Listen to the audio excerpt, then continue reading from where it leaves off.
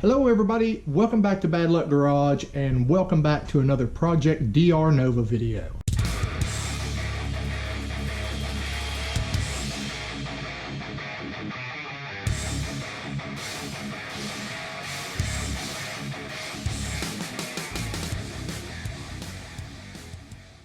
Today we are going to talk about the motor mounts I'm using, and the engine mounts I'm using are actually LSX Innovations swap mounts, or swap plates rather.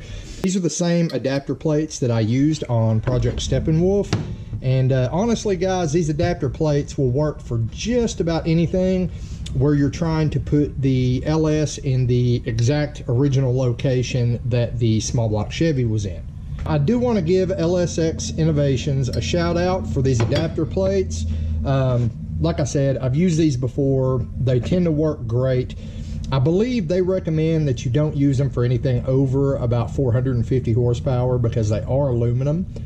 But for those of you who are doing higher horsepower applications, they do make these in steel as well. I am going to put a link to these in the description in case you guys want to get these. These are honestly about the cheapest way to go when you're doing an LS swap and you want the engine in the factory small block Chevy location. And I think these are like $22 a pair shipped, something like that. And LSX Innovations, the guy that runs it, I think his name's Josh, but great guy to deal with, to talk to. He's on a lot of the LS swap forums, and he gets these things shipped out fast, guys. I'm talking like, I live in Tennessee, and I believe it's in Washington State or maybe Oregon where these come from, and every time I order them, I get them in like 2 days. So it's crazy how fast this guy ships them. And no, this is not a sponsored video. I paid full price for these, so I just want to say, I've been really happy with these every time I've used them. They also come with all new hardware, Fastenal. You got all your nuts and bolts here, so you don't have to worry about sourcing anything else. But this would be a pretty damn boring video if all I did was bolt these plates to these engine mounts. So I'm going to show you a little issue you might run into that I'm actually running into and how to solve it. So I'm pretty sure this is not correct for the Nova, but this Nova actually had two different style of motor mounts. You can see on this engine mount here, this is the passenger side. These were just greasy as hell, guys. So what I did is I stamped a P in one and a D into the other there, so that after I cleaned them up, I would know which side was which. But I really don't think it matters, because I think somebody has, like, this looks more like one of the truck mounts. But anyway, this is what we got to work with. So I scrubbed these down with kerosene. Don't really care about the inside, but I do want to put a fresh coat of paint on the outside. So I scrubbed them down with kerosene, and then I took them over to the wire wheel, cleaned them up. Now, if you look over here on the passenger side mount, you'll see it's got an indent here, but that's okay. What's important is the mounting surface is flat. So, it's going to go on here. Where are the holes at? Oh, my bad. It's gonna go on here, if I do this correctly. It's gonna go on here. Our holes should line up. Sorry guys, I'm just all over the frickin' place. What am I doing? All right, so our holes all line up, and the mount sits flush on the adapter plate. That's all good. But over here on our driver's side mount, the issue is it actually has this ridge pressed into it, and you can see it on the back side. So that little ridge is gonna make it not want to sit flush on our adapter plate. It's creating a gap, making it wobbly, and that's gonna make this adapter plate more likely to break. And I do want to say this, guys. A lot of people will say that these aluminum adapter plates are junk. I've seen several photos of these broken right through here on the internet, and every single photo I've seen of these broken, they've had it bolted to one of these mounts, and they did not grind down this tab.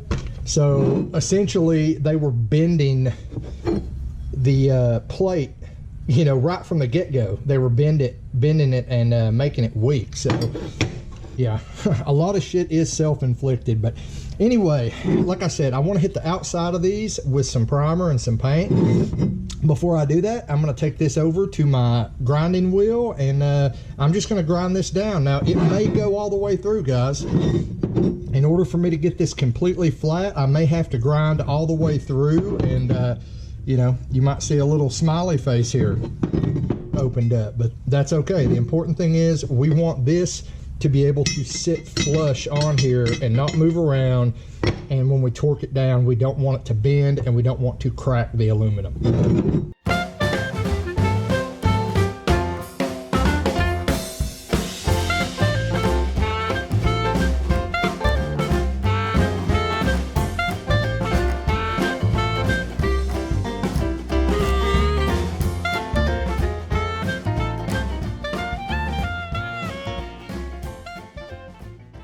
I did about half that off camera, so but you can see we're flat now. If anybody wants to know what to get me for my birthday this year, I'll take a better grinder, because yeah, that took freaking forever. But anyway, you can see we're doing good now. It's not having to wobble or anything. I mean, it's pretty much flush now, guys. So next thing I'm going to do is I'm going to throw a coat of primer and a coat of paint on the outside of these mounts, and should be good to go. Let's clean these up with a little bit of alcohol before we hit them with some primer. Just make sure we get all the contaminants off.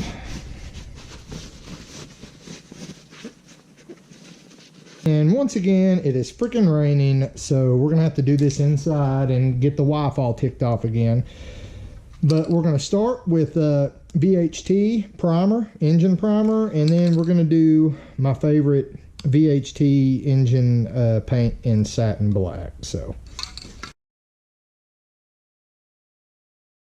now, going off on a tangent here, I thought we were going to leave the block silver, but Ray wants me to paint it Chevy orange.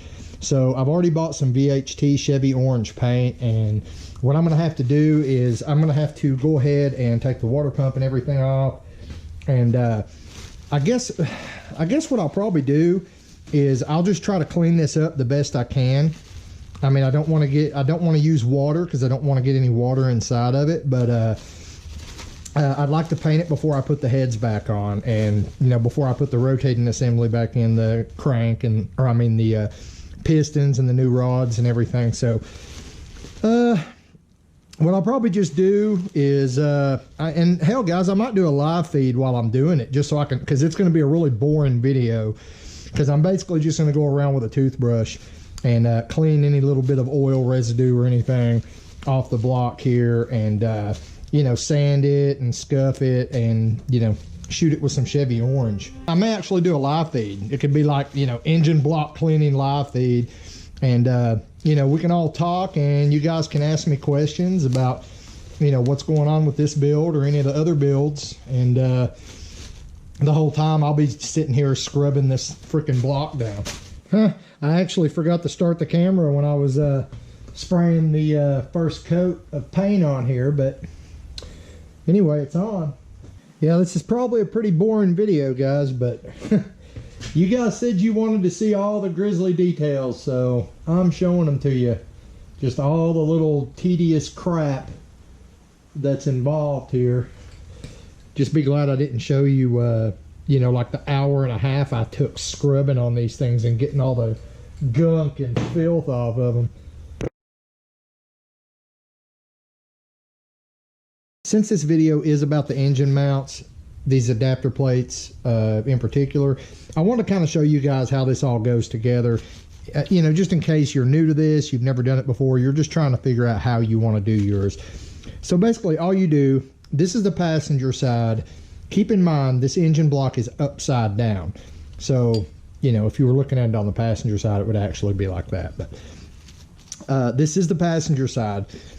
So basically what we do is we set the plates on here, and you can see the 4 factory mount holes on the LS. So you put your plate here, you take your little weird bolt here, your Allen head bolt, you put it in the recessed hole, just like that. Then you take 2 of the longer bolts. You're going to thread those into these back 2 holes. And what that leaves you with is 3 holes for your original small block Chevy mounts. Now you've got 1 hole that's going to go through the small block Chevy mount, through the adapter plate, and into the engine block. You're going to use a longer bolt on that. Then you've got 2 holes that are going to use shorter bolts that are just going to bolt your factory small block Chevy clam mount to the plate. So you're going to use the shorter bolts on those. And what this does is, you know, the LS mount is back here. Well, on the small block Chevy, the engine mount is closer to the front of the engine. So you need to set it back 1 inch so that the bell housing back here falls in about the same place that the small block Chevy does. This is real important if you're using the original transmission out of the vehicle. You want the engine to be sitting in the same spot. So that's what this does. It takes the LS mounting point, which is right here, and it moves it forward 1 inch, and then, you know, your small block Chevy mounts go right here. And these are not dry yet, so I'm actually getting paint all over my fingers, but I just wanted to show you. See, that's going to line up with those holes right there. You're going to use 2 short bolts here, 1 long bolt here, because it's going to go through this, through the plate, and into the block. And that's it, guys. A few videos from now, when we actually go to set this engine into the car, you'll see how that all goes together again. I just kind of wanted to show you this in this video, because this video is dedicated you know, pretty much to these adapter plates and how I'm mounting the engine. Really wanted to kind of bolt all that together just to show you exactly, you know, how it fits together. It's pretty simple, guys, pretty self-explanatory, but that's the system that I'm going to use to put this engine in the Nova. Now, we do still need to scrub this engine bay down and shoot it all with some flat black or satin black. I'm not sure what Ray wants to go with. Hopefully the weather's okay this weekend and we can get that done, because other than the radiator, I believe we have everything we need now to get this engine and transmission put in the car. So I'm not sure what the next video you'll see is. Like I said, I'm thinking about doing a live feed in the next couple days of, you know, just so we can all talk. I know you guys enjoyed the last live feed. I really enjoyed the last live feed. So I'd kind of like to do that again while I'm cleaning this engine up. That way I'm not just putting out a boring ass video. You know, we can actually have some interaction while I'm doing that. But I do want to keep the ball rolling on this build. We actually have, I don't know if you can see it in the background there, but we actually have the shift kit. I ordered the HD2 shift kit for the China Vet project. So we have that to put in. I also ordered a Corvette servo and a couple other parts for the Avalanche, because we're getting ready to use it as a tow vehicle next summer. So, you know, to pull the China Vet around, or possibly another project that I'm getting. So I really need to get this Nova out of here because I can't really do anything, you know, with the weather being the way it is. It's constantly on, off, raining. I can't really do anything else to the China Vet until I get this Nova finished. So really need to get the ball rolling on that. I've been trying, guys. I've just been getting hammered at work. That's the bottom line. I know I'm using that as an excuse all the time, but hey, it's real life, guys. That's how it is. You know, I don't do YouTube for a living. I do have a full-time job. It takes a lot of my time. Of course, my wife, my kids take a lot of my time too. So I try to get out here when I can, get some stuff done for you guys. Hopefully it's enough. But the main thing is I need to get it done because I want to see how this Nova turns out. Anyway, guys, I hope you liked this video. I hope it was at least informative. If you guys are thinking about, you know, different ways to mount your engine swap. So if you did like it, or if it helped you out, be sure and give it a thumbs up, share it with a friend. Thank you for watching, and thank you for all the comments on the last couple videos. I really appreciate your support, guys. I really do. So for now, get out in the garage, get something done, and I'll see you next time here on Bad Luck Garage.